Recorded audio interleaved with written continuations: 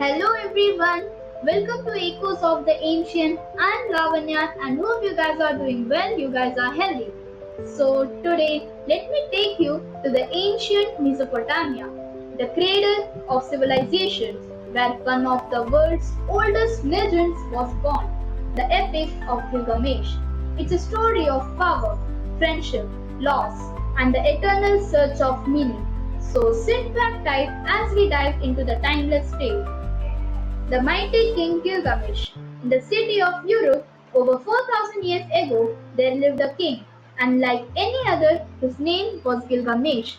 Two-thirds god and one-third human. He was handsome, strong, and wise, but he was also arrogant and oppressive. Gilgamesh built towering walls and temples, but he treated his people harshly, thinking no one could match his greatness. The people of Europe were fed up and they prayed to God for help, and the God finally answered to their prayers. The birth of Enkidu. To balance Gilgamesh's power, the god created Enkidu, a wild man formed from clay, covered in hair, strong as a beast. He lived among the animals, drank from the river, and roamed the forest. Enkidu knew nothing of cities, laws, or kings.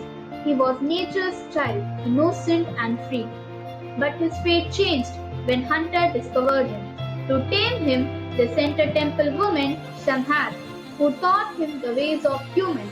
After spending days with her, Enkidu gained wisdom, but he lost his wild strength. The animals no longer saw him as one of their own. Slowly, Enkidu stepped into the world of men. When Enkidu heard about the cruelty of Gilgamesh, he was furious. He traveled to Europe to challenge the king. The Clash of Giants.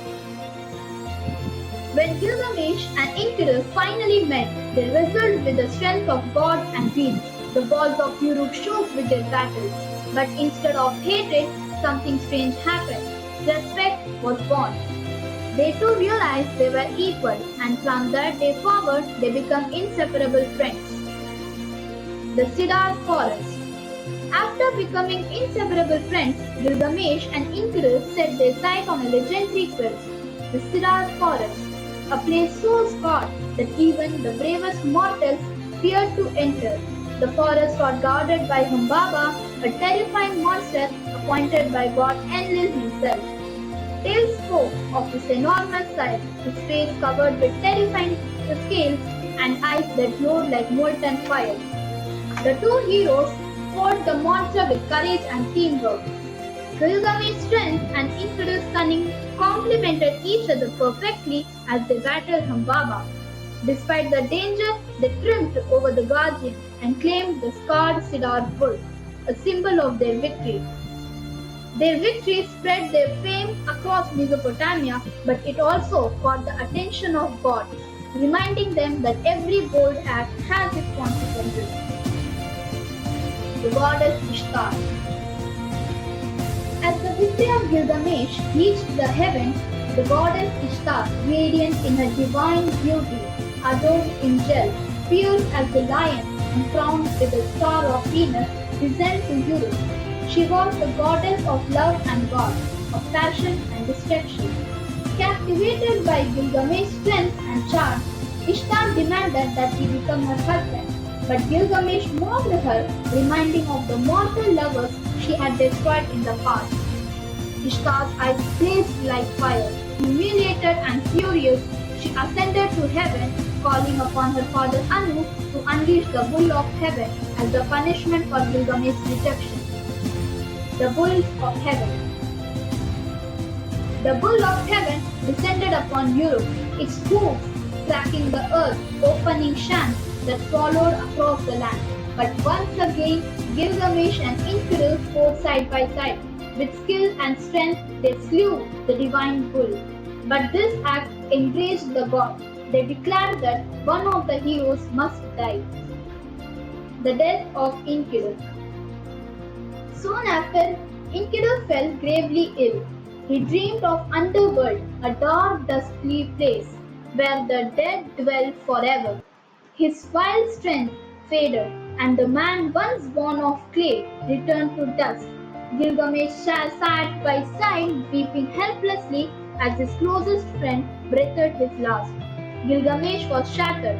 For the first time, he felt the weight of mortality. If even my Enkidu could die, then what about him?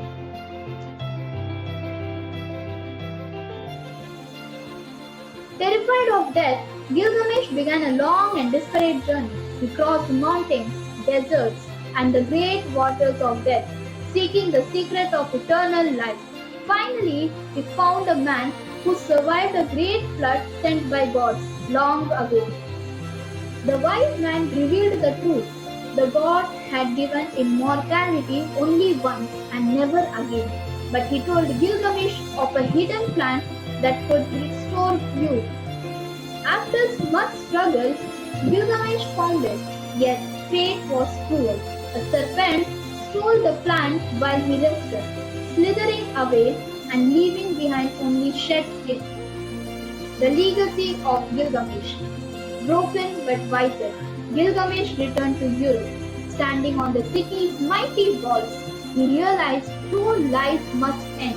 Our deeds, our creation, and stories people tell about us live on forever.